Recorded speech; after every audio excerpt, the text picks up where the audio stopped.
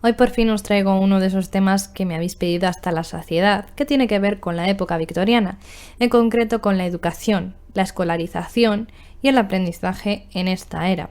El desarrollo de la educación pública en Inglaterra cambió drásticamente en la era victoriana gracias a muchos cambios legislativos del Parlamento. Generalmente los niños de familias ricas contaban con una institutriz que se ocupaba de su educación en casa, y luego sus padres les enviaban a escuelas. A pesar de avanzar la escolarización, había un asunto muy importante que frenaba parte de esta, incluso en la clase más alta. Se contaba con la escolarización de los niños, que ampliaban habilidades académicas y funcionales más avanzadas, mientras que a las niñas les quedaba la costura, el dibujo y la música. La enseñanza era principalmente de memoria, y los niños aprendían simplemente repitiendo lo que decían sus maestros. No había lugar a la creatividad, el desarrollo de talentos o prácticamente la comprensión. Se fomentaba especialmente el aprender a leer y escribir. Para los pobres, las escuelas comenzaron a introducirse gracias a los colegios de domingo. En 1833, el Parlamento facilitó una suma de dinero destinada a la construcción de escuelas para los niños pobres de Inglaterra y de Gales. A pesar de esto, no había un sistema educativo unificado, cayendo en las manos de la Iglesia y filántropos. Por otro lado, estaba la eterna disputa de las escuelas versus los padres, que necesitaban tener a sus hijos en casa para ayudar en el trabajo y la familia, porque en el apartado familiar había otra pega, y es que los padres debían encargarse de pagar la escuela y material, y en muchos casos no era posible. En 1844 se aprobó otra ley. Que exigía la escolarización de 6 días y medio por semana para aquellos niños que trabajasen en fábricas. En 1846 se comenzó a financiar la formación de profesores, y en 1870 se establecieron escuelas financiadas parcialmente por el Estado para favorecer a las clases más bajas. Aún así, un gran porcentaje de familias no podían hacerse cargo de los costes.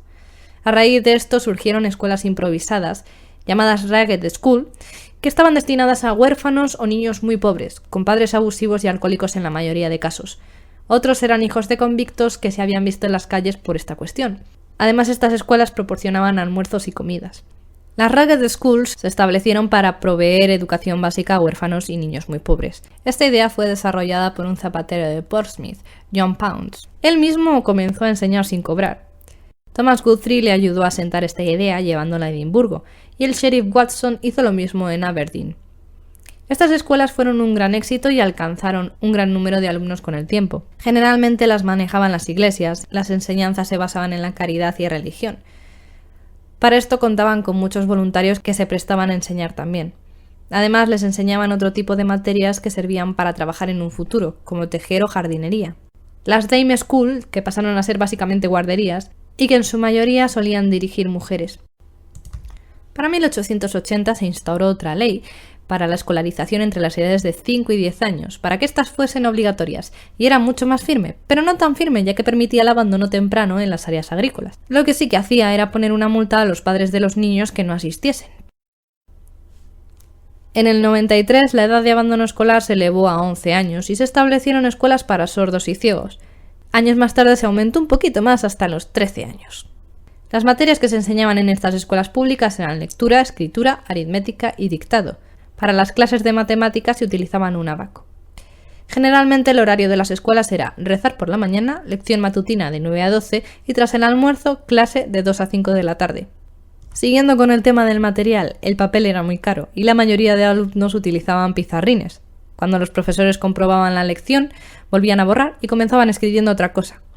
Los niños más mayores sí que aprendían a escribir en papel, y había un monitor encargado de la tinta que distribuía a los niños para que pudiesen escribir, con unos bolígrafos que estaban hechos de un palo de madera y aguja de acero. Funcionaban muy mal y tenían escapes y se secaban cada poco, pero era lo que había. Los alumnos compartían libros que generalmente el profesor guardaba en su escritorio. En algunos colegios no había ni siquiera tiempo de recreo.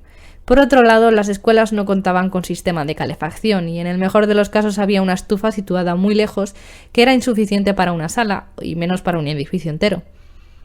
Por supuesto, los pasillos no recibían esta atención siquiera. En ciertos días significaba estar durante un montón de horas sentado en el mismo sitio con ropa mojada y fría. Además, las clases podían estar abarrotadas contando con 80 alumnos por aula.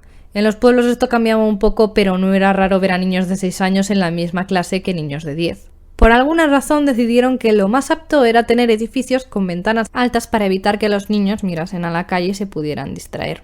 Y las paredes además estaban desnudas y bastante pobres, así que eran muy aburridas. La diferencia de sexo, como hemos comentado, era muy obvia en la época victoriana, considerando que, por cierto, os dejo en la descripción del vídeo un enlace a otro vídeo que hizo tareas del hogar y demás habilidades que les sirviesen para en un corto futuro conseguir un marido. E incluso había doctores que aseguraban que si una mujer estudiaba mucho, esto afectaría su capacidad de reproducirse. Sobre los horrores de la medicina en la época victoriana. El caso es que estas teorías absurdas provocaron un ingreso mínimo de mujeres en las universidades cuando el acceso se hizo hábil, porque tenían mucho miedo en encontrar marido tras salir de allí. A partir de 1870 se hizo obligatoria la asistencia de ambos sexos a la educación elemental. Para la secundaria no se consideró obligatoria a las chicas hasta 1890.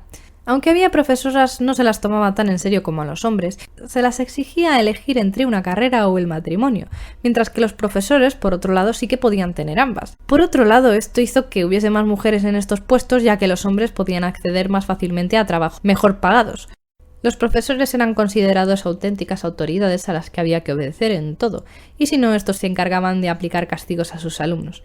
Golpes con una regla a los nudillos, un clip alrededor de las orejas o bastonazos en las manos y nalgas. Estos castigos se aplicaban por motivos diversos: ser grosero, responder al profesor, hablar fuera de turno, trabajo mal ejecutado o simplemente porque le daba la gana.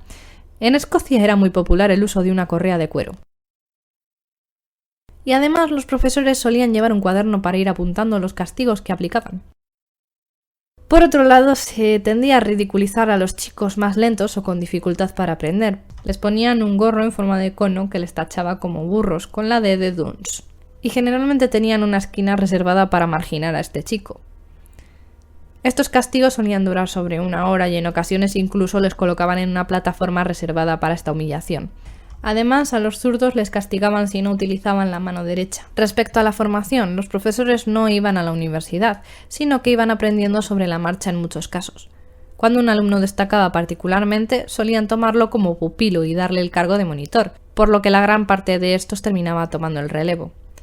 El sistema de enseñanza era básicamente copiar todo lo que el profesor escribía en la pizarra, incluso para las asignaturas más prácticas como costura o carpintería. La escuela gratuita judía se abrió en Londres en 1817. En 1822 ofrecía educación a 600 niños judíos y la mitad de las niñas. Para 1870 ya tenía 2.400 alumnos y se convirtió en la escuela más grande del mundo del momento. Por otro lado, durante mucho tiempo las universidades de Oxford y Cambridge tenían 3 requisitos de admisión: ser hombre, soltero y miembro de la Iglesia de Inglaterra. Fue a partir de 1828 cuando comenzaron a cambiar un poco las cosas y ya en 1878 se admitieron mujeres en Bedford College y Royal Holloway College. Con todos estos datos probablemente podemos hacernos una idea más acertada de cómo funcionaba la sociedad en la época victoriana, tanto en las clases más bajas como en la media y alta, y su evolución a lo largo de todo este periodo. Como sé que la época victoriana es una de vuestras favoritas y una por la que mostráis más interés, me gustaría que en los comentarios me dijeseis qué temas queréis que trate. Sé que algunos de los que más vais a comentar ya los tengo en la lista y ya están preparados para futuros vídeos, pero aún así me gustaría conocer lo que pensáis. Aprovecho también para recordaros que tengo una lista de reproducción sobre la época victoriana en el canal. De hecho, tengo la mayoría de temas organizados en listas de reproducción para que os sea más fácil acceder a ese contenido cuando os dé la gana. Y también recordaros que tengo un canal secundario que trata sobre curiosidades más allá de la historia, que se llama Fungiosity. No he estado muy activa últimamente en el canal, pero prometo ponerme las pilas e ir subiendo más contenido también ahí. Así que no os olvidéis de pasar por allí, pegadle un vistazo y suscribíos también. Y ahora sí, hasta aquí el vídeo de hoy. Si os ha gustado, ya sabéis, dadle a like, suscribíos si aún no estáis suscritos, dadle a la campanita para que YouTube se digne a mandaros las notificaciones cuando subo un vídeo, que sé que no lo hace, y nos vemos.